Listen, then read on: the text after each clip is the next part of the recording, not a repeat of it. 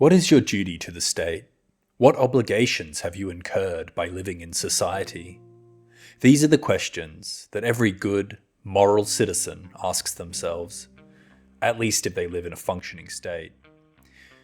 By state, I don't mean politicians or bureaucrats. I mean the collective system we sustain together across generations.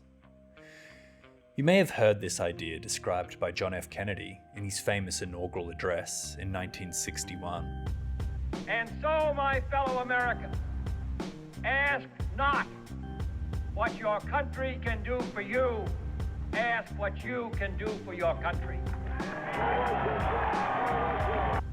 Or perhaps you know of Winston Churchill's Victory in Europe speech in 1945, addressed to the crowds.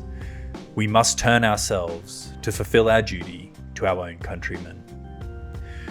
Both leaders were encouraging the peoples of their nation to think beyond their own interests and selfish desires, and instead think of those around you and how you can make the nation you reside in a better place. Not through the adoption of nationalistic ideology, but an encouragement of community and thoughtful behaviour. Since these speeches, both the USA and Europe have adopted welfare systems to distribute wealth somewhat equitably across the economy. The moral imperative of this welfare state adoption I spoke about in my prior video. With the adoption of collective welfare policy built to benefit the citizens, the question of reciprocal moral obligation from the individual to the state has become even more potent. Once welfare is collectively financed, individuals become participants in a cooperative scheme sustained by the contribution of others. Under such schemes, participants incur reciprocal moral obligations towards one another. One such obligation is to avoid reasonably foreseeable and avoidable behaviours that impose unnecessary burdens on shared resources. For example, smoking is well established as increasing the risk of cancer, which in turn increases the utilisation of publicly funded healthcare. In our modern society, it seems that this reciprocal obligation to the state has failed to take place. Welfare systems have turned from being systems to help the few, the needy and underprivileged, into colossal institutions, accounting for an ever-growing proportion of the nation's budget. In the 1960s, the UK public social spending to GDP was 10%. As of 2023, it has more than doubled, sitting at 23%. This spending increase has occurred all the while government debt has ballooned. In other words, we are funding the welfare state with money that the next generation will be expected to pay. What happened? Is this moral? Is this sustainable?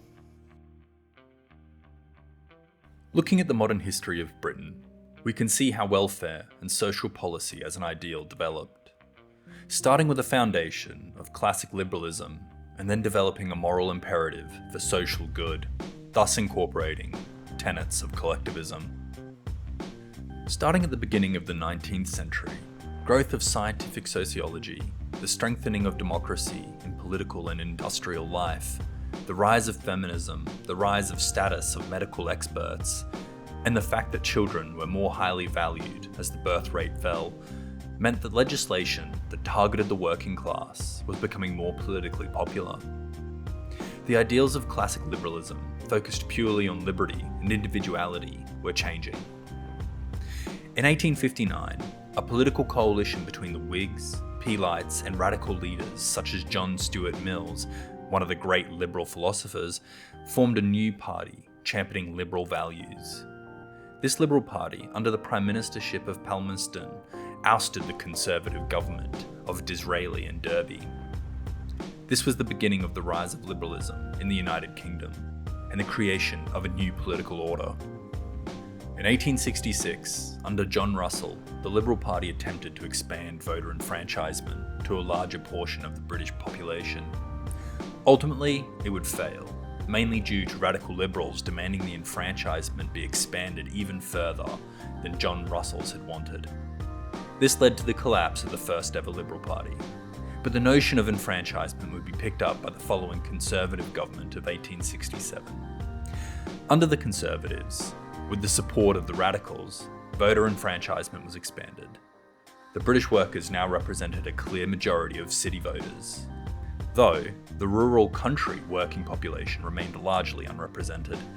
The Conservative Party hoped that the enfranchisement of the working class would be paid in return with gratitude. The loyalty of the working class proved to be elusive for the Conservatives, though, and in 1868, the Liberal Party won the general election. The Liberal Party of this era was not a working class party. The core of the party was dominated by the Whigs, aristocrat landowners politically driven by tradition, loyalty, and history rather than any specific program or set of principles. The Radicals, on the other hand, were much more diverse in political ideology and background, but for the time being remained largely on the outskirts of the coalition. Under this Liberal government, some minor reforms affecting the regulation of miners, merchant shipping, and public health and local government were passed. The electorate, likely dismayed with the performance of the Liberal government, would instead favour the Conservatives of 1874. But the Conservatives would preside over some devastating foreign policy issues, most notably instability in the Balkans and the Middle East, both of which led to the expansion of Russian influence. This led to the Conservative Party losing popularity domestically. In 1880, the Liberals came back to power under the leadership of Gladstone. It is under this government that we see the development of new liberalism slowly take hold. The Liberal Party would acknowledge the growing issue of poverty within the nation, and many within the party would propose government actions to address the issues. This was a notable shift away from the ideology of classic liberalism, which held on to the notion of laissez-faire, the idea that the government should not interfere in the workings of the free market. This acknowledgement of poverty requiring government action was still in its infancy, and the party still retained perverse beliefs regarding the poor. For example, the party categorized the poor into two classes, the respectable poor and the residuum, unemployed poor. The residuum poor were looked down upon by the Liberals, likely driven by their strong belief in individual agency and responsibility, a core tenet of classic liberalism. This manifested itself in the belief that the residuum poor were not deserving of government help. Some radicals, like Fabian liberals, went even further, wanting to forcibly remove children from the residuum poor who could not provide suitable education for their children. Thankfully, liberal individualists would not accept such extreme solutions. The Liberal Party wanted social legislation to provide decent treatment and social incentives to the respectable poor, clearly delineated from the residuum poor. This was the intention of Chamberlain's Circular of 1886, which encouraged cities to set up work relief projects when unemployment was high. It was during this period that liberal and socialist ideology began to clash. It was recognised by the Liberals that society was becoming a moral entity, and the influence of socialism was due to the growing influence of altruistic feelings. The desire for social reform pointed to the increasing desire for the improvement in the social condition of life, and offered proof that socialism is accepted more on account of its humanitarian ideals than through the influence of its economic doctrine. The Liberals rejected socialism primarily because they did not believe in the right of bureaucrats and elites aspiring to dictate to each individual the organisation of his life. The Liberals recognised that though collectivism was important to solve the issues facing society, their moral principles and adherence to Western values meant individuality as a precept of the moral philosophy was still vital. In short, Liberals believed that socialism did not show enough deference to individuals' agency. The Liberals' embrace of some collectivist ideals was still fundamentally based on respecting the individual's freedom and agency. They believed that individualism is only possible when society was fair. This meant that the goal of government was not only to establish liberty, but every other necessary security for rational progress. As described in The New Liberalism by Michael Friedan, this meant securing for every man, as effectively as possible, the essential needs of all rational and humane living, which were recognised as every man's right, because without them, he would be something less than man.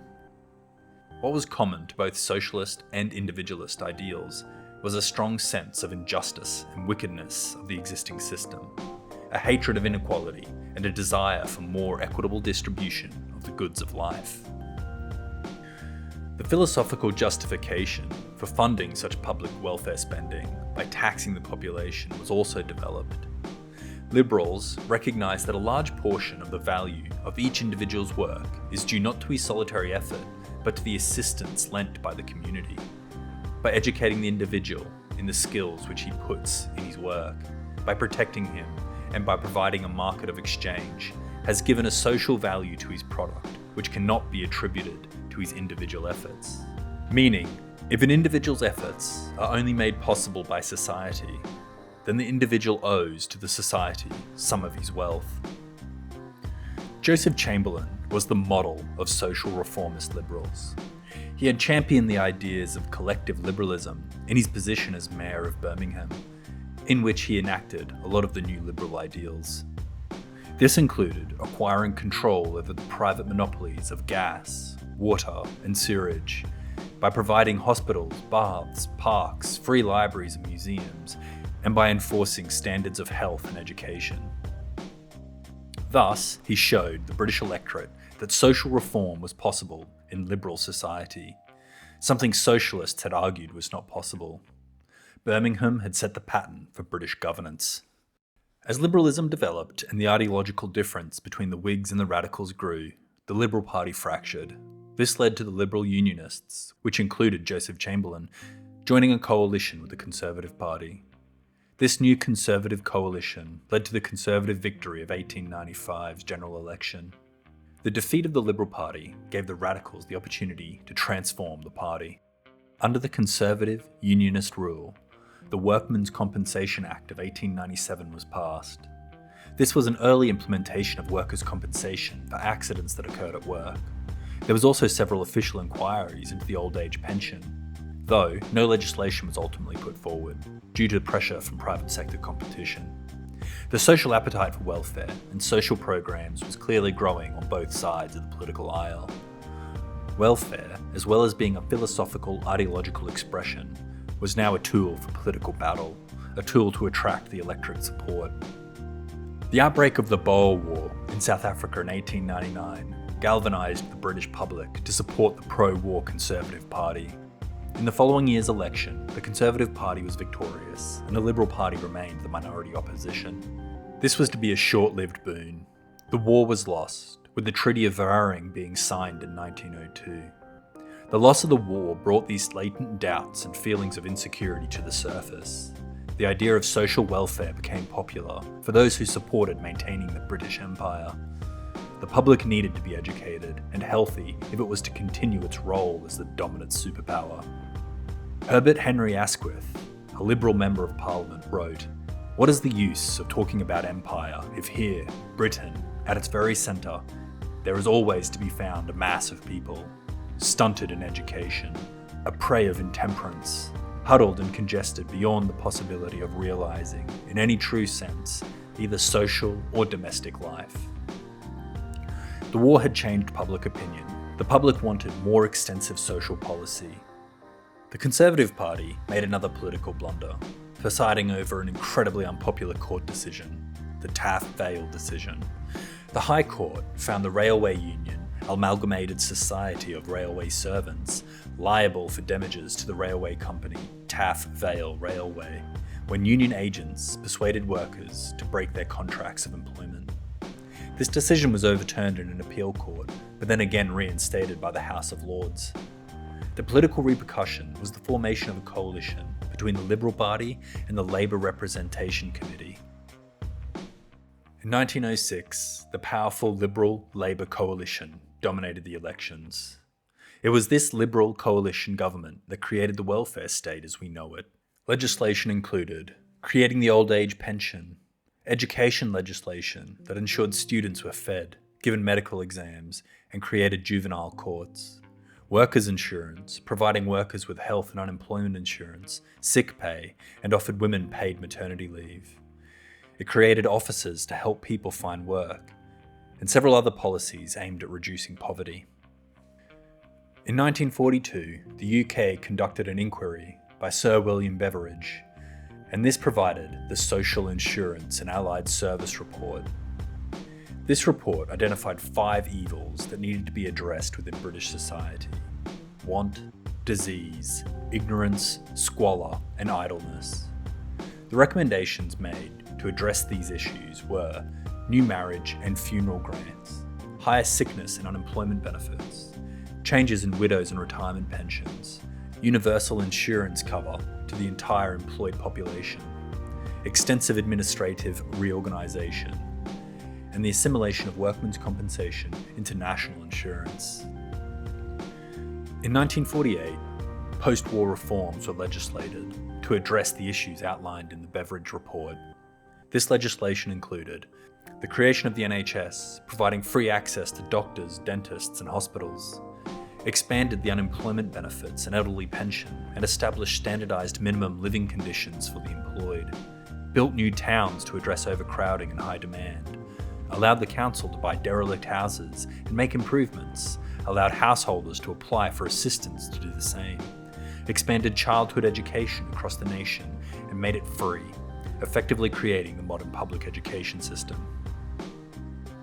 Since the advent of the welfare state, it has taken on a different shape. It's far bigger, more generous, and more extensive. Welfare and healthcare spending account for £550 billion, roughly 40% of the UK budget.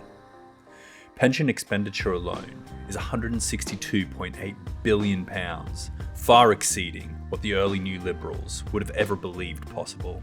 In its original conception, the retirement age was lower than the average life expectancy. Despite the United Kingdom's eye-watering pension expenditure, they don't come close to France. France's pension costs €400 billion, 14% of the French GDP. Even more outrageous is that the average French pensioner takes home a higher income than the working age adult. This means that younger people, in a more dire financial situation than the pensioners, are funding the lifestyle of the pensioners. Furthermore, the French government's debt continues to climb, currently sitting above 100% GDP. Government debt used in this situation represents the state taxing future generations to pay the retired population of today. Is it fair to ask the future generations to pay for your retirement? Attempts by the French government in 2019 and 2023 to raise the retirement age, effectively lowering the lifetime pension payments, have been met with resistance by large swaths of the French population. The message of the French population seemingly being that they are not interested in sacrificing some of their entitled pension to help solve the government debt crisis. And by extension, nor are they interested in the government being able to sustain a stable, functioning system for the future generations to thrive in. The French state has built pension provisions that have overwhelmingly benefited its citizens, fulfilling what many would see as a moral obligation of care. But now, the state is asking for reciprocity. It cannot continue funding pensions at the current cost without sacrificing somewhere, whether through cuts to other spending, reductions in pension generosity, or higher taxes. If nothing changes, future generations are unlikely to enjoy the same entitlements. Worse still, they may inherit the bill regardless, paying through taxation used to service the debt accumulated to fund today's retirees. Coming back to the UK, the pension problem is less severe, though it still exists. This issue can be seen through the controversy around the triple lock, a pension inflation mechanism that maximises the annual increase of the pension, choosing the highest value to increase the pension between inflation, wage growth, or a flat 2.5%. As the cost of the pension increases, along with the other costs of state, so has the tax burden upon the working class. As taxes have been increased on the working class, who continue to struggle, attempts to abolish or reform the triple lock have been met with fierce resistance by pensioners and those nearing retirement age. The next part of the pension problem is the failure of the working class to prepare for their own retirement. Nearly half of the working age population in the UK are under saving for retirement. This means reliance on the state pension continues to grow, and the financial burden upon society with it. Clearly, we have a great reliance upon the state, and by extension, our fellow citizens when it comes to our retirement, as shown by the growing pension budgets and individual failures to adequately save for retirement. The liberal welfare structures have served us well, but they have been overstretched, and demand keeps growing. If we want to protect these institutions and social safety nets, we must act. It's time for us to stop looking at welfare and pensions as an entitlement, and instead safety nets, an expression of our liberal society's ethical will to help the needy. We can do this by better planning for our own retirement, so that we do not need to draw upon the state pension. Not so the pension can be gotten rid of, but so that those who need it can utilise it, without the state being crushed by debt or the working class taxed beyond their means. Pushing this idea further, is it not morally virtuous to act in a way that ensures the state and our fellow citizens are not unduly burdened? For example, let us imagine an extreme example. 2 millionaires. The first lives a lavish life, seeing the world and spending their wealth on anything they can. By the time it comes to retirement, they have spent it all. They take advantage of the state-offered pension to live out the remainder of their life. The second is frugal. They plan their life out and budget their wealth appropriately. They never claim the state pension as they have budgeted their money so they can continue to live comfortably through their retirement. Which of these two men is moral? If we can minimise or not utilise a state benefit, is that not the right thing for us to do? The same problem can be illustrated within the healthcare sector in the UK, and more broadly, healthcare in all countries where it is universally funded. Universal healthcare is not free. It is not made available by the government. It is made available by fellow tax-paying citizens. This is, of course, a fantastic initiative, helping to provide for the most vulnerable and protect them from unnecessary suffering and pain. However, looking at the reality of the healthcare system in the UK, we see that the healthcare system is struggling. The funding costs levied upon society continue to rise, with the UK's healthcare budget now at £217 billion a year, 16% of the UK's budget. Yet, this funding is still insufficient, with the healthcare workers struggling to keep up with the ever-growing demand, evidenced by growing patient wait times. A lot of the cost is of course driven by an ageing population that lives longer than ever before, and perhaps this is an unavoidable reality that we must deal with. However, a significant portion of the demand upon healthcare is from people making costly life choices that predictably damage health. The healthcare toll of obesity is estimated at £12.6 billion a year. Alcohol abuse cost $4.9 billion, and smoking-related health issues cost a further $2.6 billion a year. My contention isn't that we must live lives that are without pleasure or any vices, but to be more conscious of society when we make these choices. Is it ethically right to abuse your own health and then expect others to look after you, and furthermore, look after you at the expense of someone else who needs to be taken care of? This is not about denying care, it is about recognizing that shared care implies shared responsibility. If we are to socialize healthcare, we must frame our decisions in a socialized way too. Are our actions unduly burdening society? The new liberal thinkers of the 20th century asked whether the state had a responsibility to the many, to acknowledge disparities and unfairness within society, and to go beyond the classic liberal idleness and address the problems that were found. I believe, for the most part, that they succeeded in developing a benevolent state, at least in reference to its citizens, as seen by the implementation of welfare, pension, healthcare, and so much more. But I fear the mistake they made was they only thought about one side of the social contract. They were so focused upon what the state must do for the individual, they didn't think about what obligations must be demanded from the citizens in order for the collectivization of social policy to work. In a society where the state provides its citizens with nothing, where no effort is made to aid the lives of the citizens, the obligations from the citizens to the state is low. Living a life of vice that damages your health is a cost upon only yourself. If you smoke and develop lung cancer, you either acquire private treatment at your own expense, or you don't, and you live with the health consequences. You have made a choice, and the consequences are yours alone to deal with. It is no one's business to tell you otherwise. This is a non-cooperative society, and one that I personally would not be interested in living in. In a society that provides universal healthcare, if you choose to live a life of vice and make choices that risk your health, the consequences of your choices are no longer just your own. Now, the state and society at large must share in the burden of your choices. Society expends its limited resources on treating your self-inflicted problem. In this society, where costs are socialized, you have an obligation to instead make choices that do not create undue burden. You could imagine if everyone lived thinking only of themselves, but taking advantage of socialized policy, the state would not be able to survive for very long. Western society is struggling, in part due to the lack of reciprocal duty from the citizens. When we think about the government, we think about what the government should be doing to make our lives better. When we think about the individual, we think about the individual liberty and what rights we have.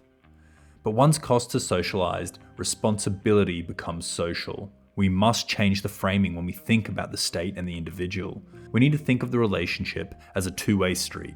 The state represents all of us, and all of us have a responsibility to each other. We can find this idea expressed in Eastern philosophy. Xunzi, a philosopher from 4th century BCE China, formulated the notion of gongyi, expressing the idea of public obligation. The first component of this philosophy is the notion of yi, which can be understood as a duty driven by the shame that would be incurred if it was not done. If you have ever seen someone in need and failed to render aid when you knew you should, you will know what this shame is referring to.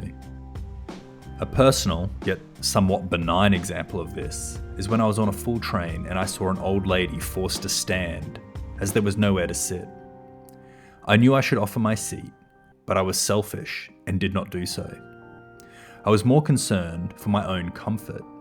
This was a moment in which I experienced personal shame at myself, a shame I hope drives me to act with more virtue in the future.